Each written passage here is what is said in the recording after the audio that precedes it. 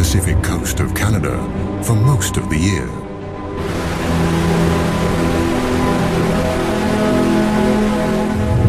This is the Great Bear Rainforest, a forest full of mysteries and wild creatures.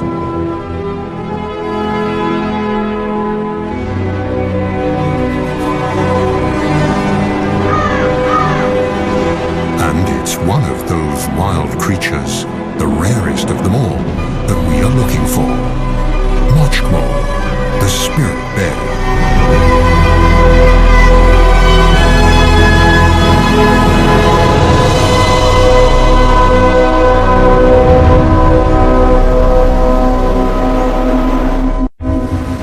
There are no roads in the Great Bear Rainforest.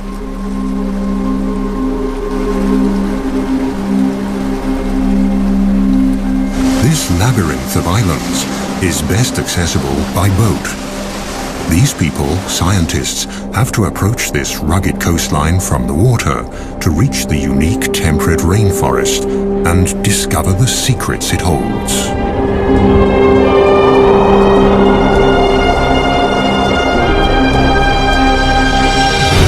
Few regions on our planet produce as much biomass as this rainforest.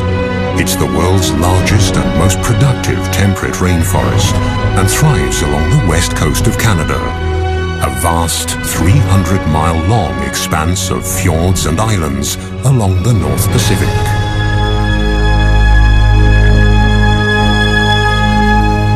Since time immemorial, these islands and forests have been home to Tsimshian nations of the Gitga'at community. The Gitga'at believe that they are one with the land, the forests, and the ocean. In their world, the animals are their brothers and sisters, and the time when the last ice age covered the west coast of Canada is also a part of this legend. Raven, the creator, wanted to leave a memento of the ice age, and so he decided that every 10th bear should have white fur.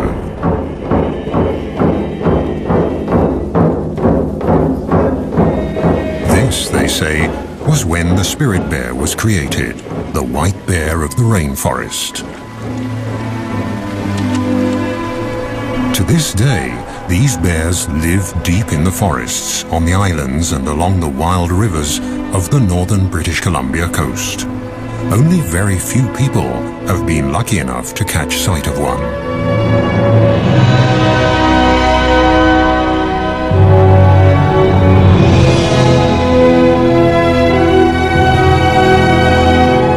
Like a gigantic wall of granite, the coast mountains block the clouds that roll in from the Pacific Ocean, causing them to rise up and drop their moisture. This almost incessant precipitation is the motor that drives the rainforest. A motor that never stops and never falls silent.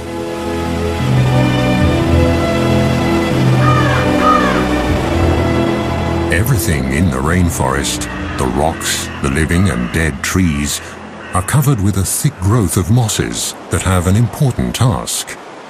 They hold the moisture in. In this way, they keep the forest humid and cool and stabilize living conditions for all animals. In the temperate rainforests of the north, biomass doesn't decay as quickly as in tropical rainforests. The destructive organisms here are slow and need a lot more time to do their work. Yet, this rainforest is more productive than those in the tropics.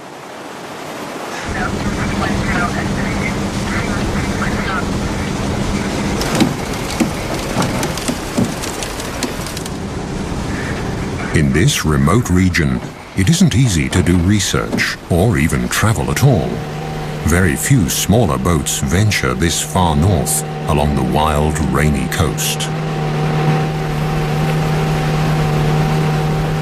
The only chance to find the bears is when they come down to the streams for the one big event of the year. The arrival of the salmon in late summer. For now, though, all is quiet.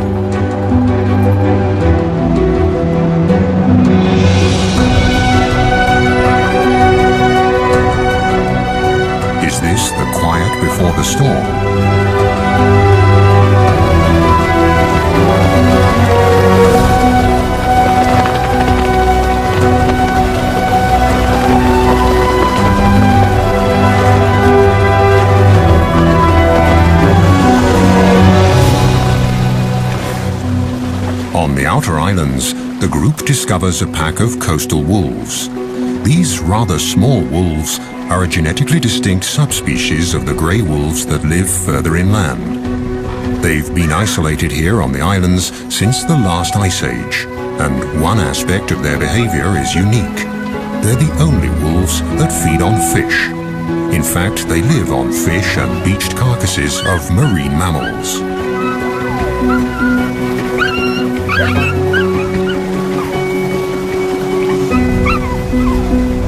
Food that also attracts other hungry visitors.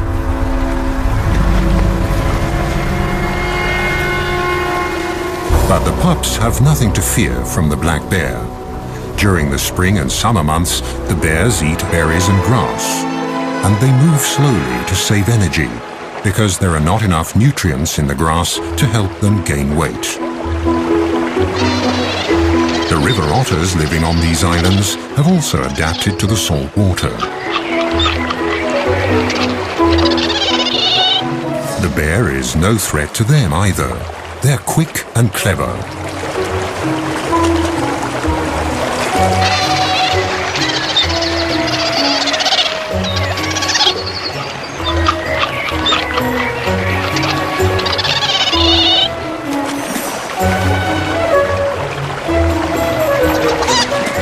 The intertidal zone is their buffet. Mussels, small crabs and fish are their favorites, and they're always inquisitive explorers.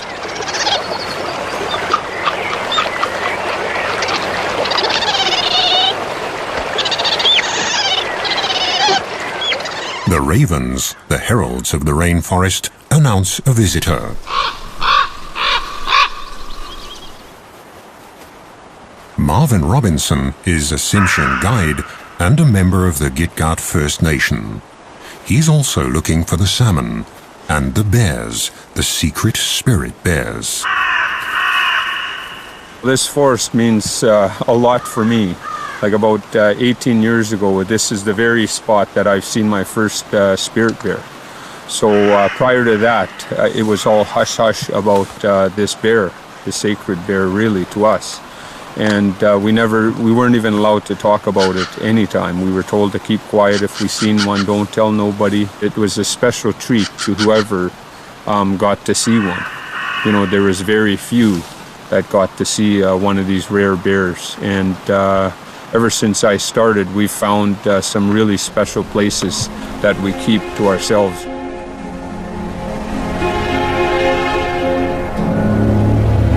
And indeed, the places here are special. On the outer islands, waves and winter storms have created magical beaches. Most of the islands in the Great Bear Rainforest are rocky and precipitous. Wide estuaries and shallow coves are rare. But the steep cliffs also offer food. Here, with a little luck, a visitor could get a first glimpse of the mystic animal the experts are looking for, the famed spirit bear, one of the rarest animals on Earth.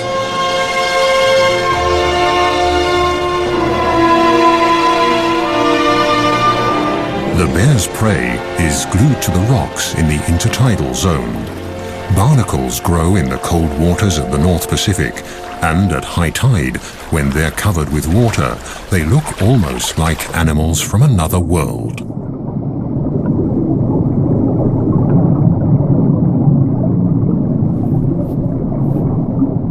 Their feathery arms filter plankton out of the water. It's hard to believe that these little creatures are related to crabs.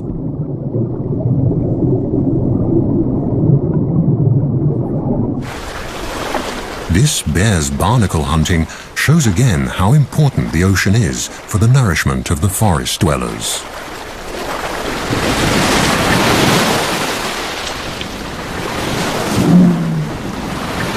And there's enough nutrition to feed even the largest animals that roam the waters, the whales.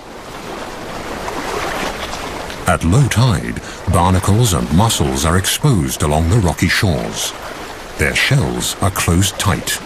For the spirit bear, detaching them from the rocks is no problem, and the reward is a very tasty snack.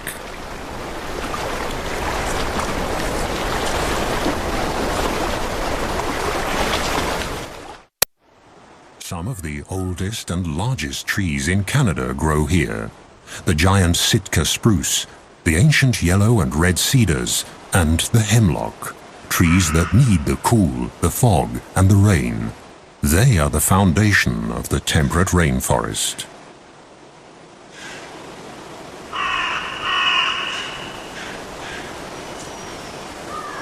In August, the sweet fragrance of ripening berries wafts through the forest.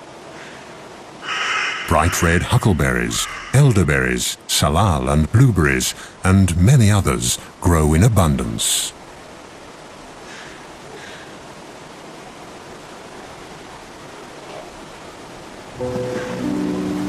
For the bears, the berries are a crucial staple to tide them over the leaner months of the summer before the salmon arrive.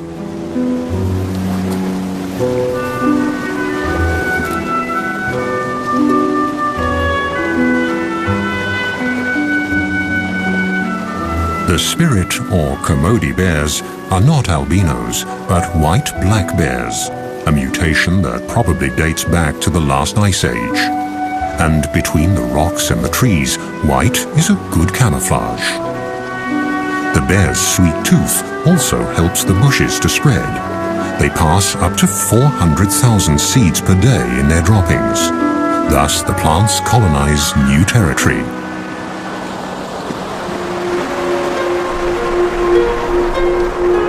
In the temperate rainforest, fog can cover the land in a grey veil within minutes. And it can plunge a sunny landscape into deep gloom. Along the mainland coast, the islands of the Great Bear Rainforest lie close together. At high tide, millions of gallons of nutrient-rich salt water rush inland through the narrow channels to flow back out at low tide, thus linking the ocean and the land. The currents sweep along everything in their path, creating a rich broth full of life.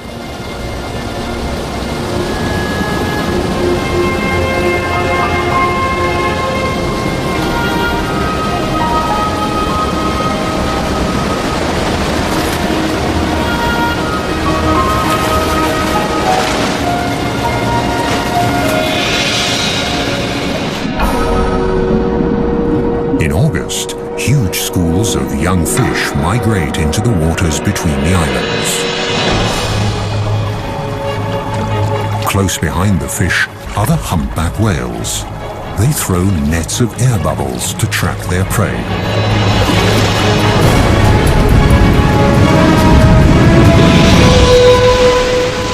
Success. Thousands of fish are caught in their gigantic mouths. Their balloons filter krill and fish out of the water. Again and again, the whales will feed for days. But Mother Nature is prepared and sends a constant stream of fish north along the coast and into the archipelago of the Great Bear Rainforest. They all get their share, large and small, young and old. This is the land of milk and honey, the Galapagos of the north. The productive zone extends far below the water. The species here are not as numerous and varied as in a tropical coral reef, but the vibrant colors and the sheer size of the underwater organisms can easily measure up to the tropics. Deeper down, among colorful mollusks and cold water corals, the ocean harbors another secret of this region, a life form from the age of the dinosaurs. A glass sponge. The intricate and beautiful structures of this 300-million-year-old organism are made of glass and very fragile. The rivers and streams of the Great Bear Rainforest wash sediment into the ocean constantly, and the nutrients slowly sink down and feed the coral. Its red branches that can thrive in this 6-degree cold water are the perfect hideout for small crabs and fish.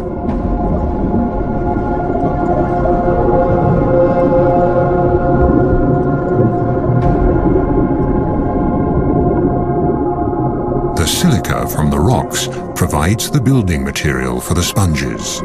With a little help in the form of sand and water, they can make glass. There are even whole glass reefs on the continental shelf, about 600 to 1,000 feet below the surface.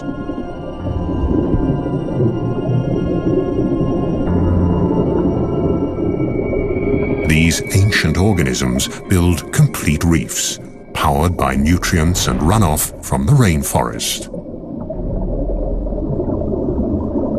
High above the reefs, a female humpback is playing with her calf. Thanks to the rich feeding grounds, the little one is growing fast. In a few months, when they leave the cold waters and head south, they'll need all their strength.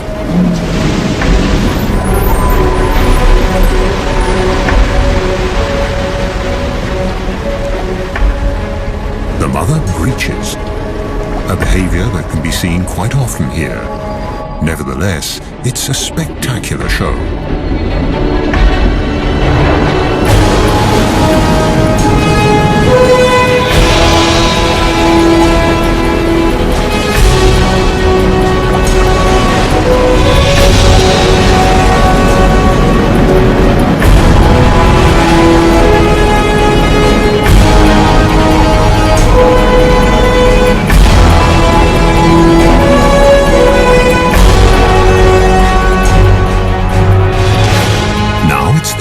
September, and the fish run that all the animals here are anxiously waiting for is approaching.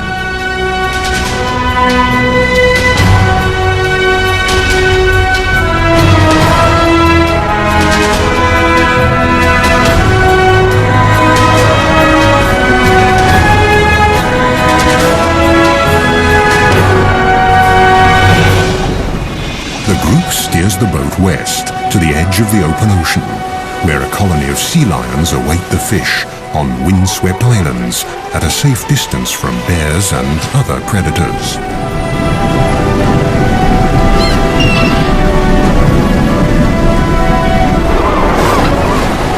The Steller sea lions are the largest of the eared seals.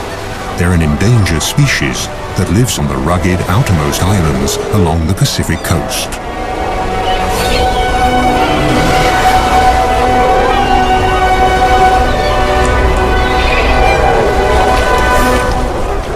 The strong, territorial males can grow to a length of more than 10 feet and weigh up to 2,500 pounds. Each of them has a dozen or more of the much smaller females in its part of the colony.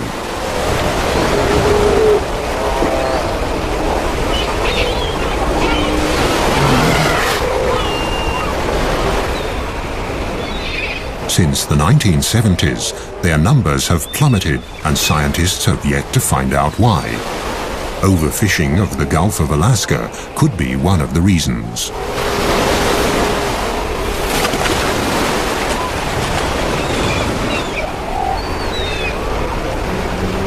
The weather turns. The first heavy rain of approaching autumn triggers the epic fish run. After 2 years in the ocean, the salmon are now returning to their birth streams.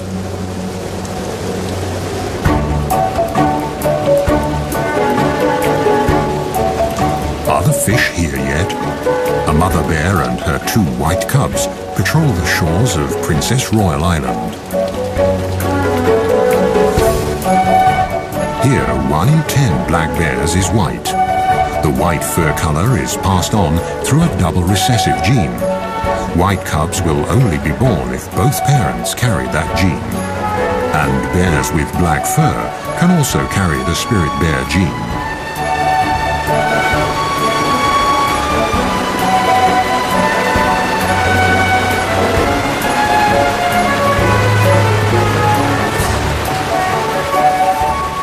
Eagles and river otters are the first to discover the approaching salmon run, which they are awaiting impatiently at the mouth of the river.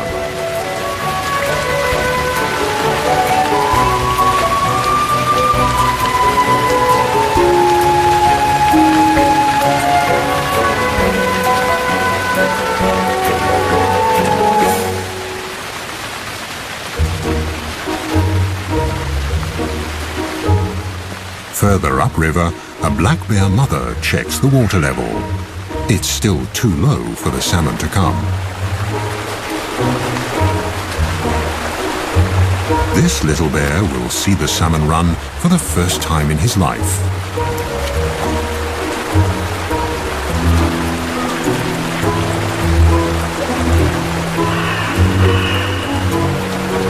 It won't be long now. It's early September, and the time has finally come for the big feast. Eagles and bears, sea lions, otters, even the trees are waiting for the arrival of the year's biggest single source of nutrition.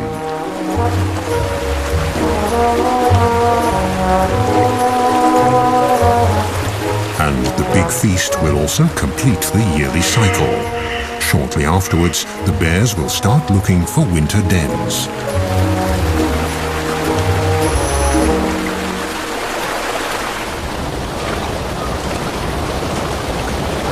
Bear tracker Marvin Robinson is hopeful. The rivers are rising. He's checking for clues on the islands as well as on the mainland.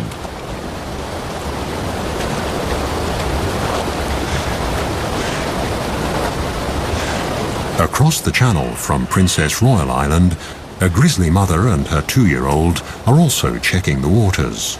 Grizzly bears live on the mainland, leaving the islands to the black bears.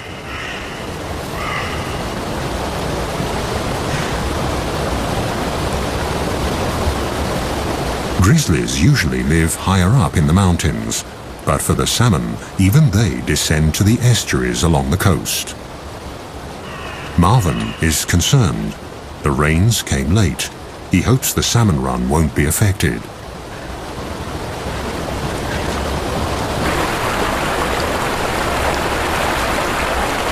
Now, at last, the water levels are rising.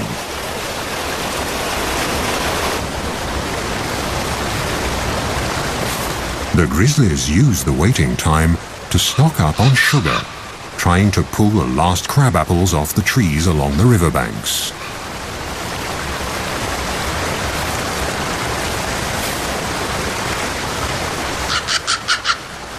For the mother bear and her young, this will be their last winter together.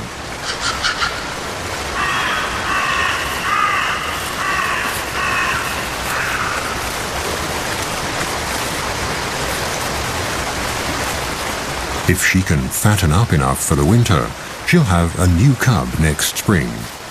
But if the salmon run isn't good enough, she'll reabsorb the already incubated egg in her womb during hibernation. Still no salmon, but now the autumn rains have really picked up. This region gets an incredible 4,500 millimeters of precipitation per year. That's 4 times the rainfall of a wet city like Vancouver, further south along the coast. This is a true rainforest.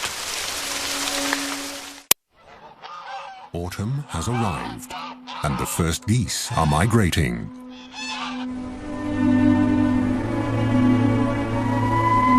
Finally, the water level in the rivers is high enough for the salmon to migrate too. They'll return to the self-same waters where they were born, among the gravel banks upstream. At 12-hour intervals, at high tide, new waves of hundreds of thousands of fish will rise in the river deltas on the coast and make their way up the streams.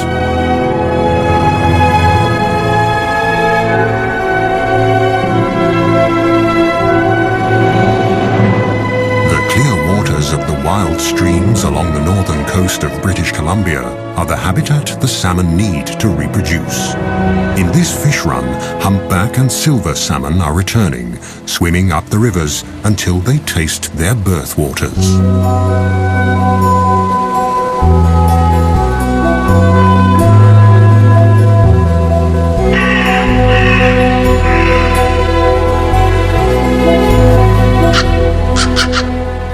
Here, the ravens, the heralds of the forests, spread the news.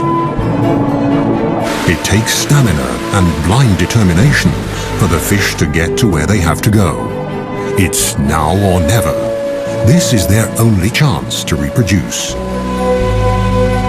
But the predators are already lining up. From the seagulls to the otters, they all want their share.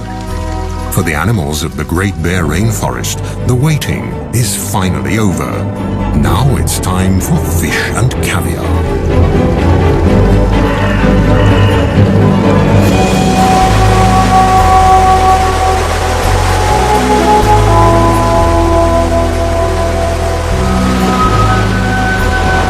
The fish that don't make it are swept away by the raging current, ending up on the rocks and in the kelp of the intertidal zone, right at the feet of the waiting bald eagle.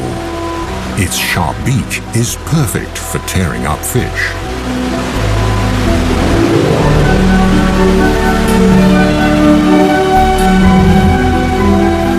The gulls will get their fair share, but here on the Rain Coast, the bald eagle is the true king of the skies. On the verge of extinction only a few decades ago, these magnificent birds have made an amazing comeback.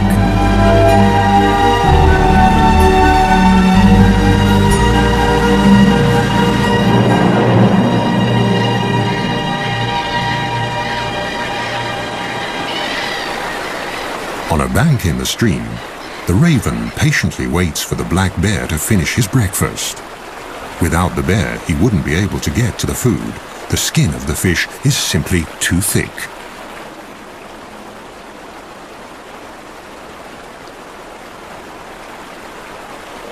Come on, haven't you had enough yet?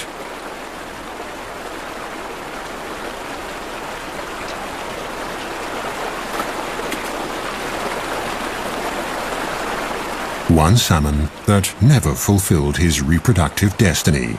He died on the home straight.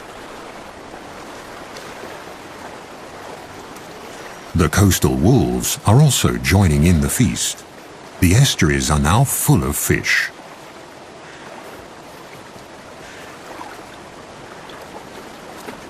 The youngsters are still learning the tricks of the salmon trade. They follow their mother, and she tries to teach them. But for them, catching fish is still a game.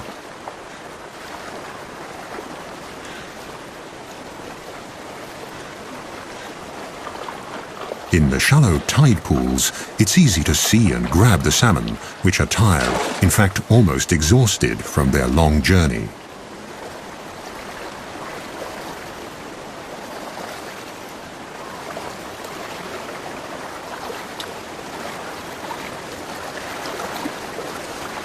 The death of this fish seems futile. There are so many of them, easy prey for the hunters. But it's not the individual fate that counts here. With their sheer numbers, the salmon feed the whole ecosystem.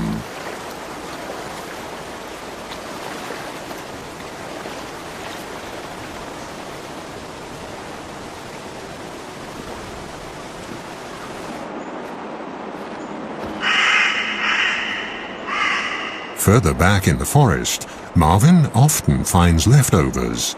Sometimes the wolves carry the fish deep into the woods. The wolves don't consume the whole salmon. They only eat the brain. So they carry the salmon off and maybe a little bit further up the sides of the valleys and stuff because there's a parasite in salmon that if the wolves get it, it could kill them. So basically what happens with the wolves is they've taught each other that it's only safe to eat the brain. The gushing waterfall further upstream seems insurmountable. But the fish keep trying, again and again.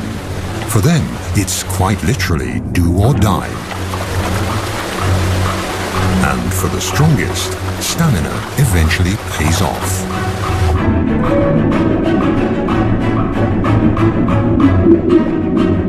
This salmon was born here 3 years ago. Now it has returned to its birthplace to spawn, in perfect sync with all the others of its generation.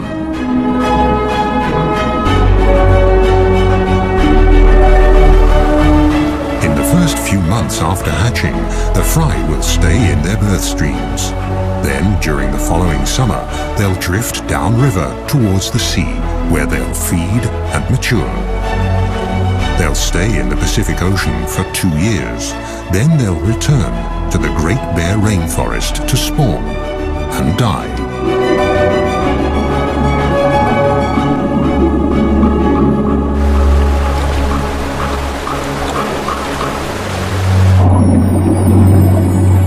In a rush of hormones and wild abandon, the fish become oblivious to their surroundings and their predators.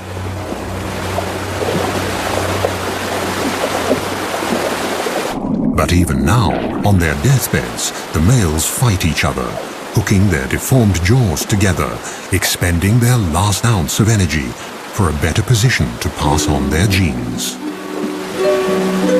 The unique cycle of life in the temperate rainforest will be completed once again, as it has been every year since time immemorial. The gulls and all the other animals of the coast are the lucky beneficiaries.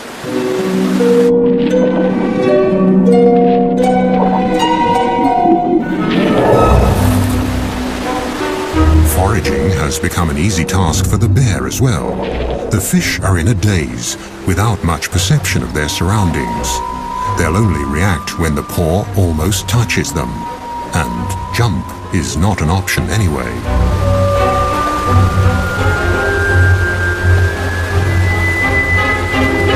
The fish look battered. The journey has taken its toll. Now the bears can afford to pick and choose. This spirit bear even leaves a half-dead male salmon, discolored by fungi that have developed on its return to fresh water. The females that are still carrying their eggs taste much better.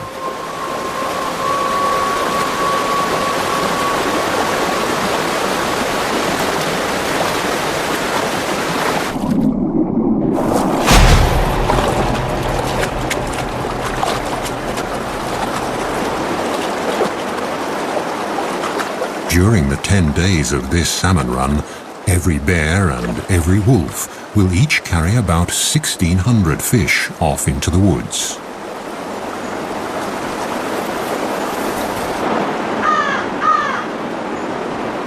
But it still isn't easy to find the spirit bears.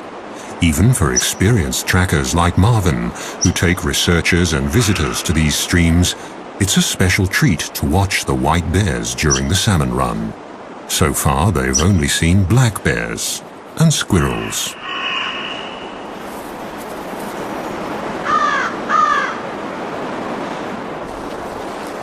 But they can watch various other animals and their behavior during the run. A black mother and her cubs feeding, for example.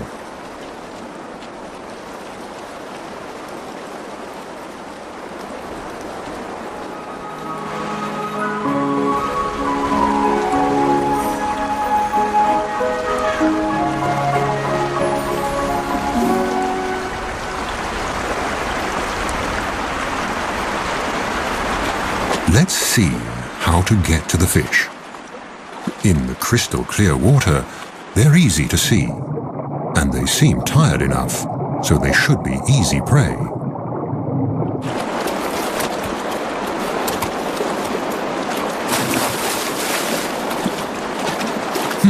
That wasn't too successful. The cub might need to practice a bit to become an expert in salmon hunting. Marvin, the tracker, has been walking the creeks for days now.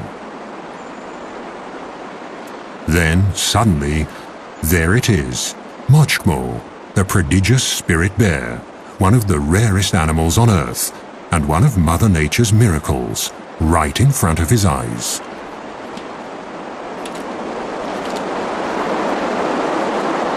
According to a scientific study, their white fur could give the Kermode bears a slight advantage in catching fish. To a salmon, the fur might look similar to a white cloud. A black shape would be more threatening. Marvin prefers to believe the legends, that the fur is a memento of the Ice Age, and the cloud hypothesis isn't proven anyway. In lean years, the white fur might make a difference, But at the peak of a good salmon run, no bear, whatever its color, has any difficulty catching fish. The bears almost work themselves into a feeding frenzy. During the rest of the year, the white and black bears rarely mingle, but now they all converge at the prime spots on the streams.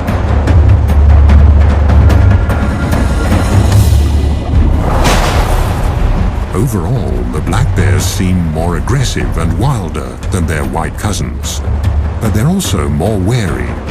Could it be because, unlike the white bears, they've been hunted before? But wary or not, all the bears have to come to the streams. They have to store fat for hibernation.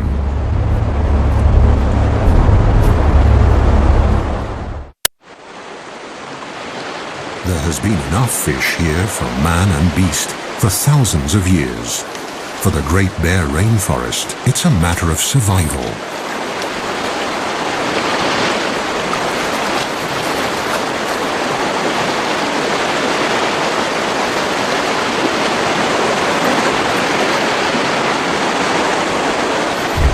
Let's hope for these young bears at their first salmon run that the future will hold the same life for them as the present.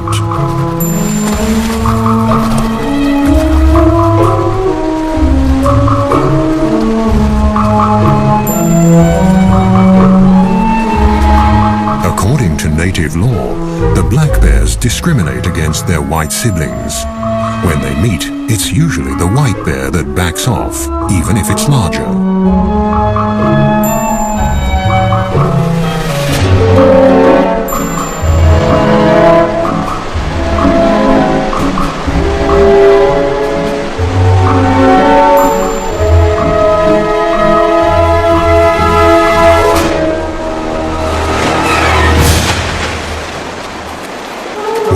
One last fish for the road should be all right. There are so many of them. But the envious competitor is watching, and so the spirit bear withdraws.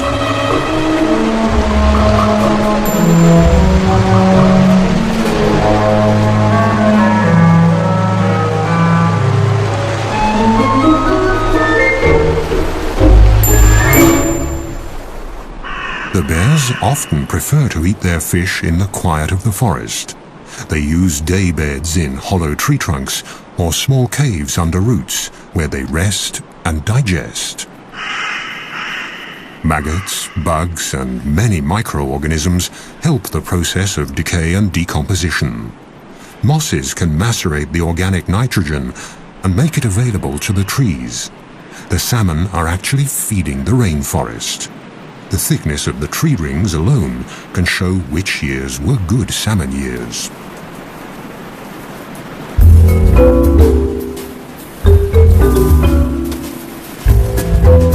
Just a few weeks later, autumn sets in. The salmon run is over, but the forest and its animals have gathered crucial reserves and strength for the winter. Now it's time for some of the smaller ones to stash away seeds and other winter provisions.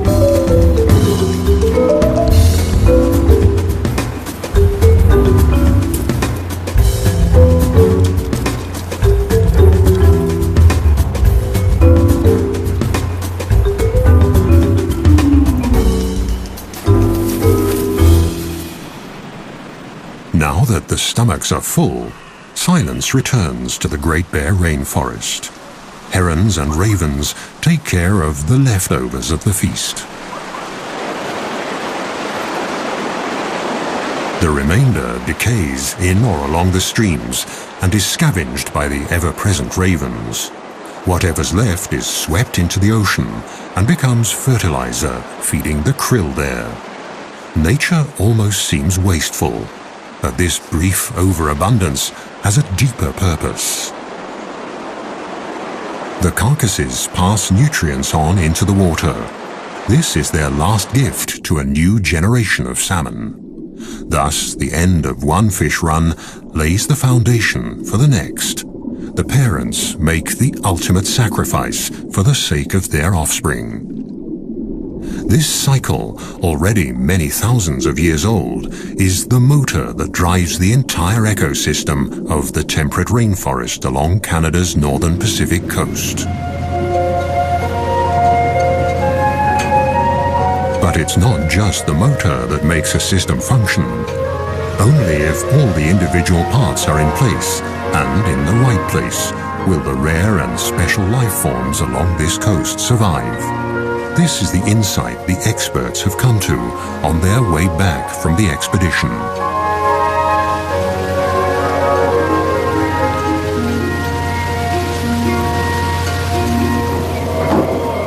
It's a lesson the people of the rainforest learned a long time ago. Their songs and icons tell of all the creatures of the forest and the ocean. But the spirit bear is the one special animal, the iconic species, that symbolizes the spirit of the rainforest.